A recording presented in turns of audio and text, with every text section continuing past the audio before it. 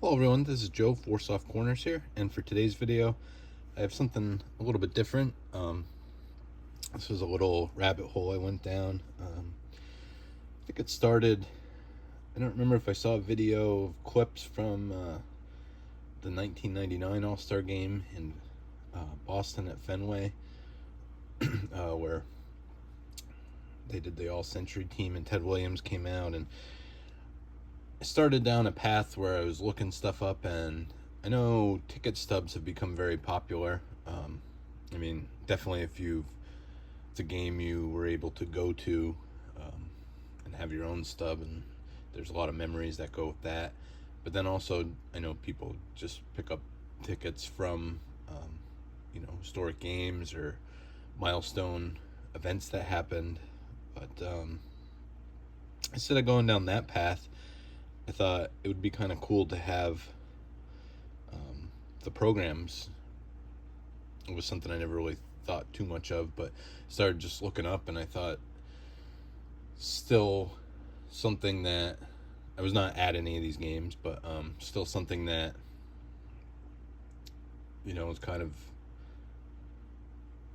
in the same vein of those tickets, the ticket stub, but just to me, there's more to it. It's still from the event. I mean, I know there was, I guess, a finite number of tickets that were sold, and the ones that survived, everything, like that. But I don't know how many programs are made, if they were only available at the games, or if you could buy them otherwise, after the game or before the game. Not exactly sure how that goes, but I still thought it was just something cool and relatively inexpensive. So what I ended up doing is I wanted the one for sure from '99, because that's one of my most vivid memories from the All-Star game. And but I ended up finding a lot of four. So there's the one I wanted. The first one was '98 from Coors Field. This one, obviously, like I said, from Boston, then 2000 in Atlanta, and 2001 in Seattle at Safeco. But I thought I'd just go through. Have not looked through these a ton myself yet, but thought I would just go through it page by page. Not going to spend a whole lot of time talking about stuff, but could see some of the ads, which is dates it, which I think is cool to me, and then just some of the stories. Lots of ads for video games and cards in here.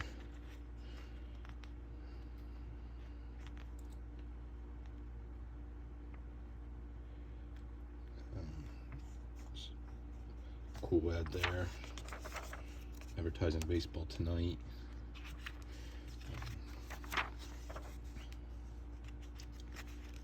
Showing all the executives.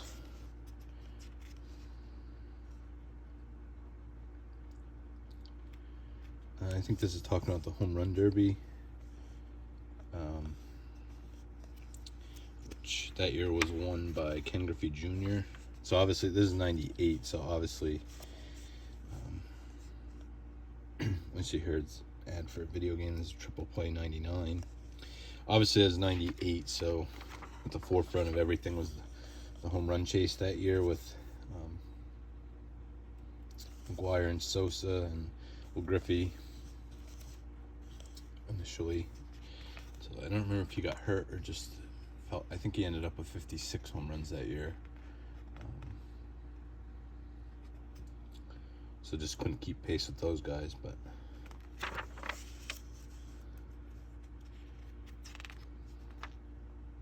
so I don't know if anybody wants to pause this and able to read any of the articles. I don't know if it's quite close enough that you could zoom in or not, but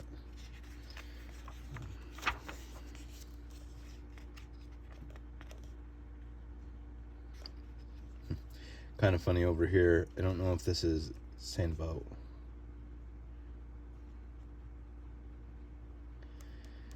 is it I don't even remember this. It was an ad for Donruss VXP. So they're starting to advertise for like digital trading cards already back then, which it appears to me the card is kind of like a CD-ROM. I'm not exactly sure. It looks like there's a hole in the middle of it there. So I remember some inserts and stuff like that. But yeah, still trying to do that to this day, and still doesn't really make sense to me. There's another ad for Mike Piazza's Strike Zone.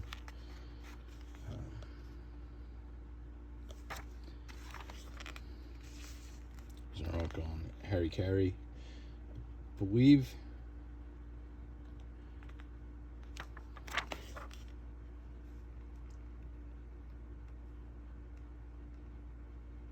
I guess this is after he passed away.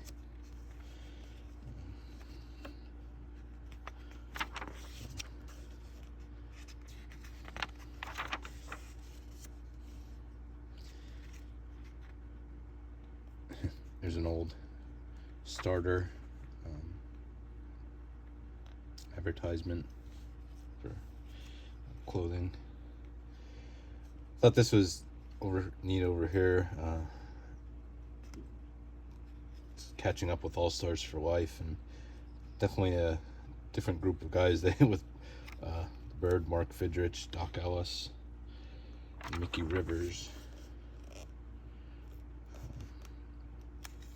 So didn't fully get to read through that yet, but interesting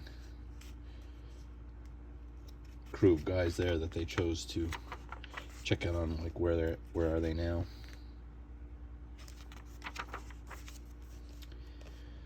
Talking about the start of the Devil Rays, Tampa Bay, and then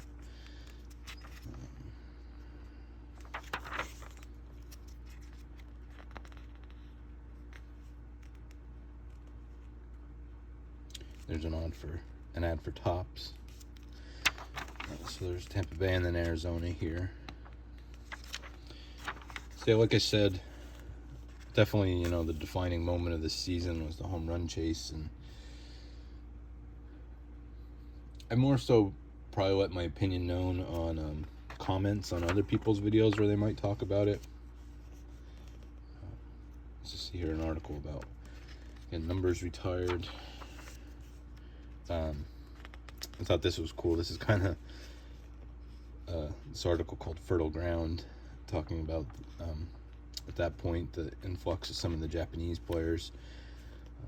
Of course, you had Hideo Nomo, I believe 95, and then Chan-Ho Park and Hideki Rabu talking about here.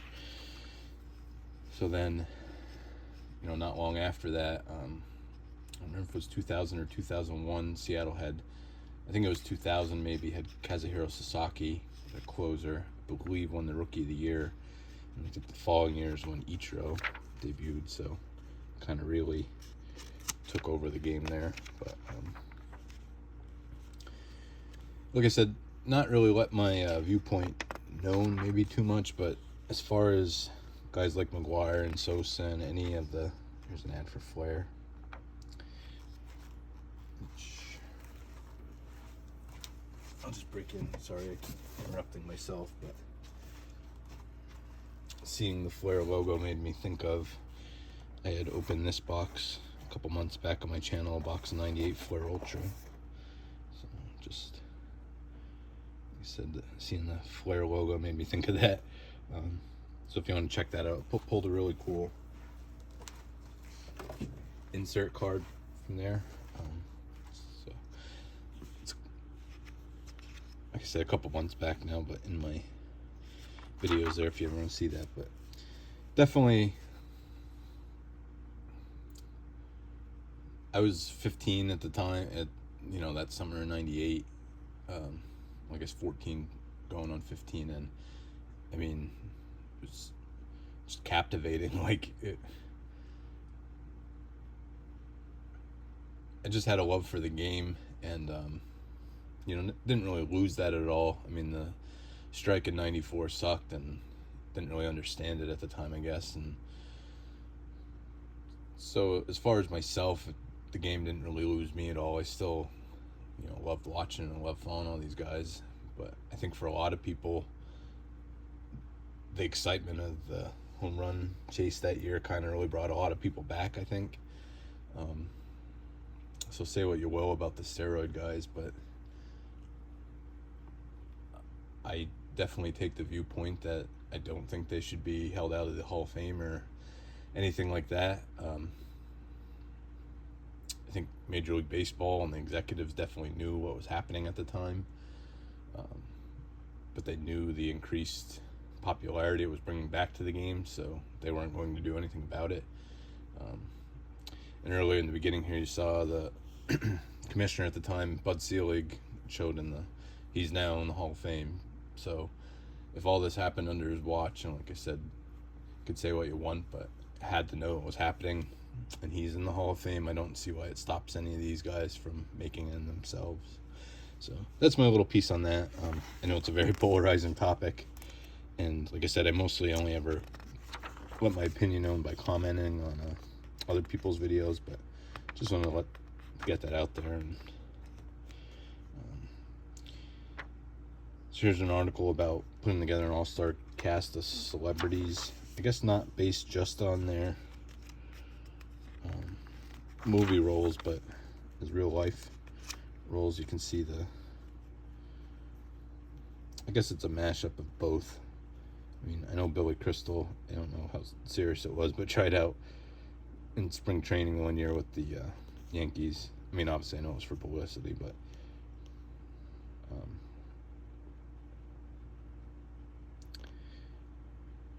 I believe they have him marked as a shortstop, but I don't know. With Kurt Russell, who I know was actually a minor league baseball player, and Michael Jordan in there. So just kind of lineup they put together.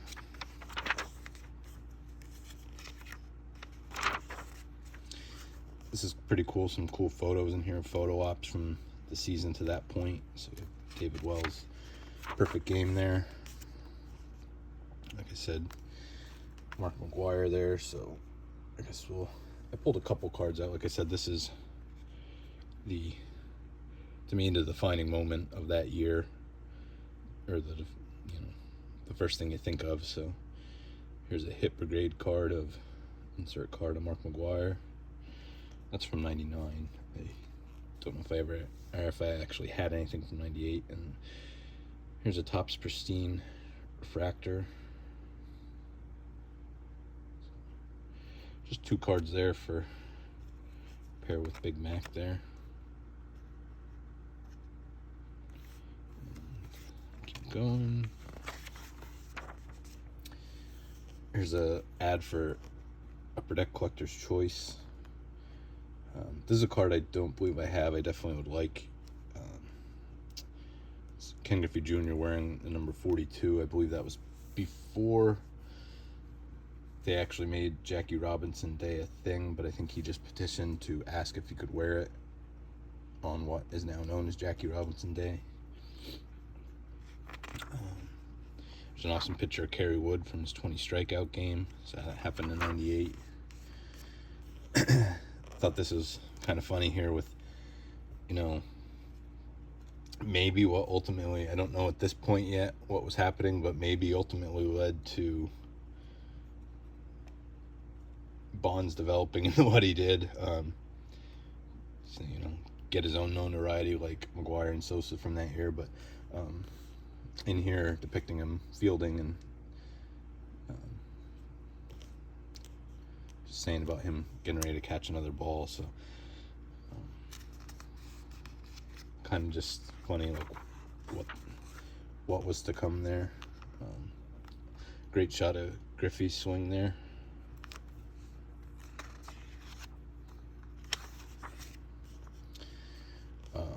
So Juan Gonzalez. 1998. So McGwire broke the home run record that year, but Sosa, would believe there's another pitcher here, then I'll get to him, won the MVP.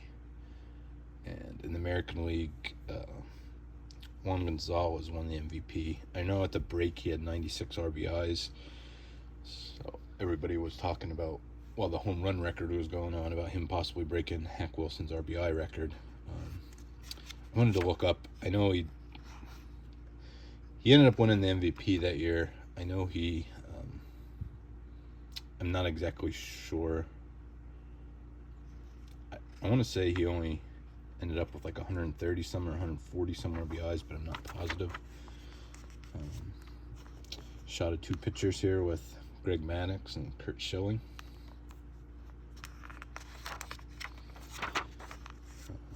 Another there with Pedro. When I get into the, obviously anybody that knows, they know. When I get into the 99, another reason why I wanted the 99 All-Star Game program is the feat that Pedro would go on to do in that game. Here's a scorecard. I guess I was wrong. So I have some Sosa cards. I'll bring those out when we get to the rosters here. But this is always I've always enjoyed the game because it's like the best of the best going up against each other. Definitely used to be more competitive. At this time, I still think of it as being competitive. Not anything like it was in the 50s. And, well, I mean, going back to any date in the past there. But my favorite part has always been not necessarily the game, but the introductions and just seeing all the different All-Stars in there. Well, I know they used to do it. I don't know if they do. I think they changed now that they wear different jerseys, but just seeing them in their uniforms representing their teams, that is actually always the favorite part to me. So managers for the AL over here, and then All-Stars. The only guy going through it, I do not remember Rolando Rojo for the Rays. They talk about then later some of the up-and-coming rookies, and they mention him. I do not remember him. I think that's the only player off the top of my head I don't remember.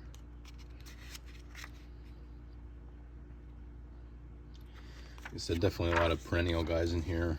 A couple that, looking back, maybe some would question their names and why they're there for sure. But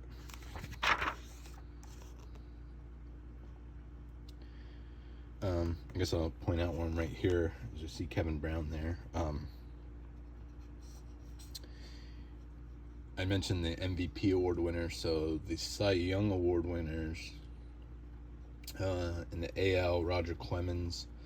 Well, I'm not sure which number that was for him, but won one with the Blue Jays. And then the NL, it was Tom Glavine, which looking at the I know a lot of awards were, I actually wanted to do a project or do like an analysis going back and just go through year by year and maybe pick my own who should have been the award winners. It's very arbitrary, but with looking at WAR from this year, Tom Glavine won it, but was nowhere WAR-wise was nowhere near the most deserving. I think mostly probably got it because he hit the 20-win mark. I think he was the only one in the NL to do so. I'm pretty sure he had like a 4.6 WAR. Kevin Brown had, and this was also the year the Padres made it to the World Series, got swept by the Yankees. But to end the year, Kevin Brown had like a 8.1 WAR, 8.6 WAR, I believe. I think it was 8.6, and actually, like I said, Sosa ended up hitting 66 home runs and was second in the home run race, but still was outdone in WAR by Kevin Brown. So I think he finished like 16th in MVP voting, but if you look at WAR-wise, was the best player in the National League that year. So that's an interesting project I might take on at some point, just to go through, try and maybe pair it with cards somehow, find some of the unsung heroes of some years. So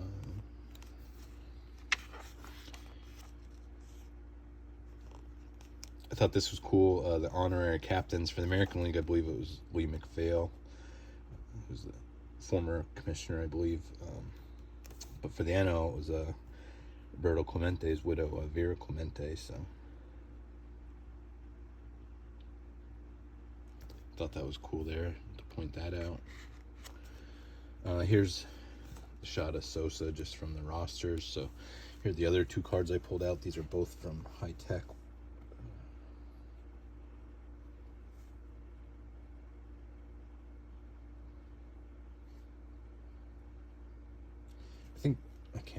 It's hard to see the years. This is from 98, I believe. I think this was the first year of High Tech, because I don't think there are any inserts in the first year. So I mentioned this before in other videos. For anybody that doesn't know, there's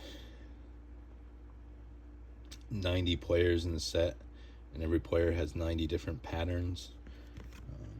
So crazy set if you want to collect all from your player. And then I believe there was actually only 89 patterns made though, but there's supposed to be 90. But anyway,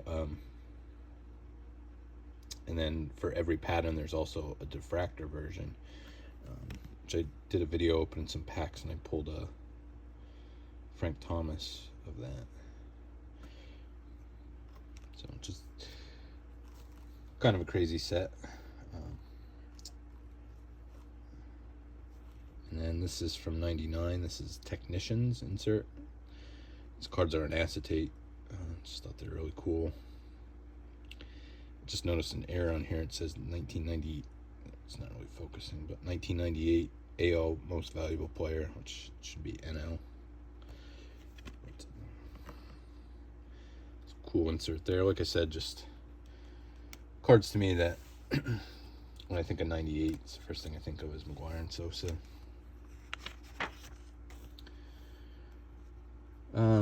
So they go on for a while here about baseball in Colorado, which I did not know the history of it, across like the minor leagues and stuff. Let's see here with the Negro leagues. Let's see here. 1936 Denver Post Baseball Tournament was won by a Negro League All-Star team, including legends such as Satchel Paige, Josh Gibson, Buck Leonard, and Cool Papa Bell. So get you a close-up of that photo.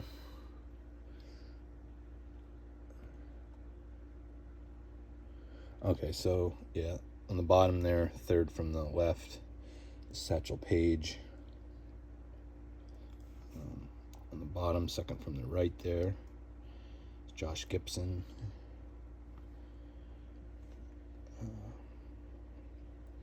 Looking away from the camera there on the grays uniform is Buck Leonard, and then Crawford's Cool Papa Bell there. So really cool photo. Shout out to some Negro League Hall of Famers there.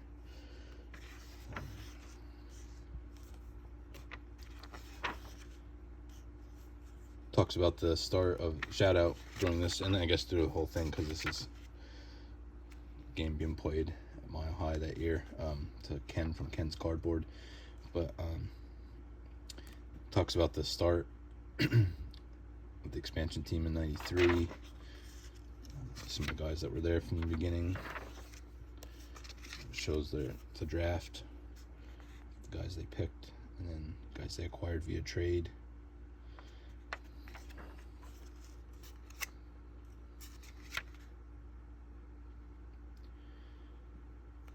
And it talks about some of the numbers put up. I believe that's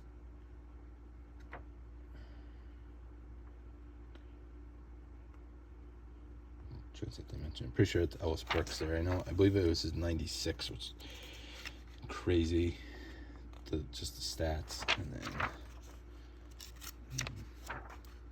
Big Cat Galarraga and Vinny Castilla, Conte Bichette, and then talks about Larry Walker here, another crazy year stats was his 97, where he won the MVP. Another article about him. Of course, he went on to the Hall of Fame. So yeah, from that year, other things. Speaks about things to do or going on in and around Denver there. I think this is an article about like father and son combos. I know it shows Sandy Alomar Sr. and Jr. there.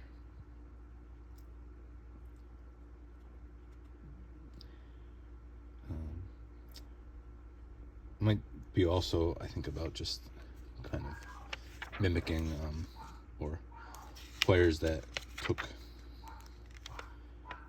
parts of their game from other players.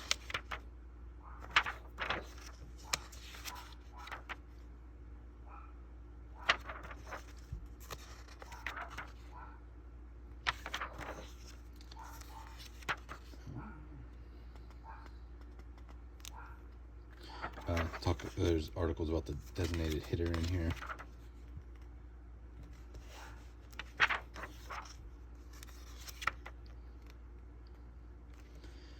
Shows the first DHs on opening day in 73 and ones on rosters in 98.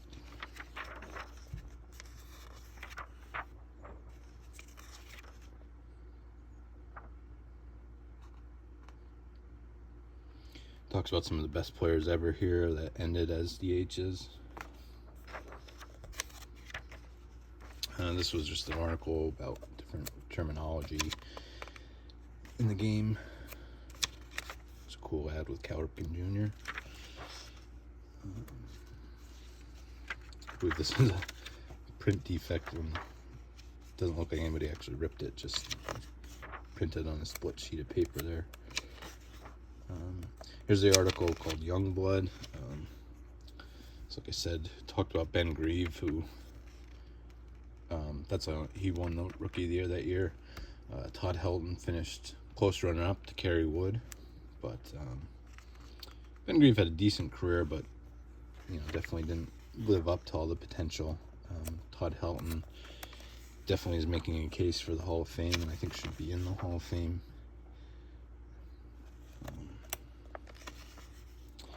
I think people have held players that played for Colorado, played most of their home games there, I've held it against them too much. I mean, yeah, it probably helps the numbers, but I mean, everybody else on the team and that gets to play their away games there. And I mean, if it's something that's it's something that you're going to hold people back from ever, throwing in their face anytime to win an award or to be elected in the Hall of Fame, then you shouldn't even have the stadium there. If it's like, that's just my viewpoint on it. This is pretty cool. It goes through complete history of the All-Star game year by year. So, a lot of really great moments and everything documented in here.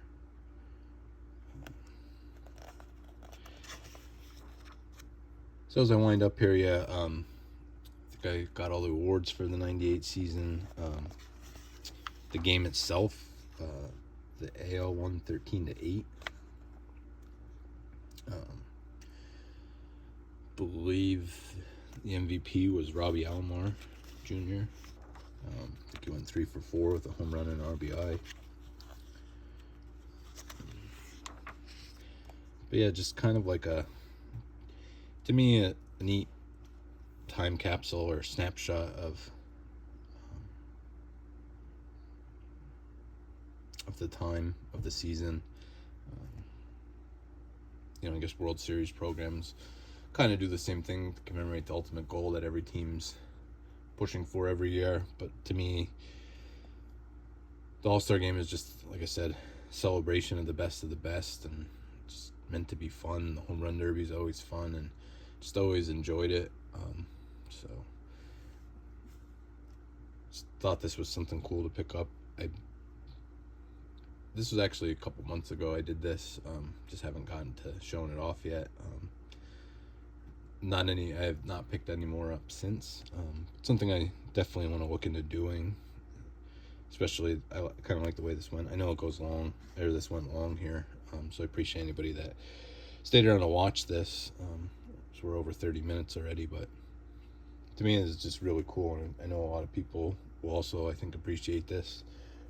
So I'll always go through the 4 I have from 98 to 2001, and then after that, see, I'll probably end up picking some more up. I like to complete the 90s at least, because that's just when I started watching. Just want to go back here and point out there's I think more so, yeah, just an ad for like the MLB Players Association. Because then you have Donruss, Flair, Skybox, and Pinnacle partnered with them there at the bottom. Not quite sure why Topps wasn't also there, but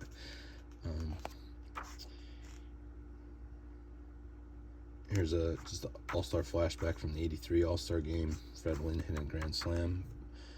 Fairly certain still the only grand slam in All-Star game history, but yeah, just want to, I'll end it there. Like I said,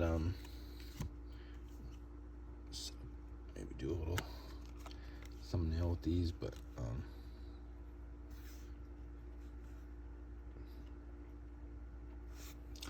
yeah, to me, just something I thought was really cool.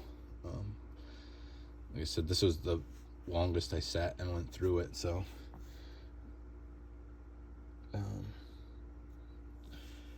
kind of was just good to get me to sit down and actually go through it. I'm looking forward to the other ones, especially 99, like I said.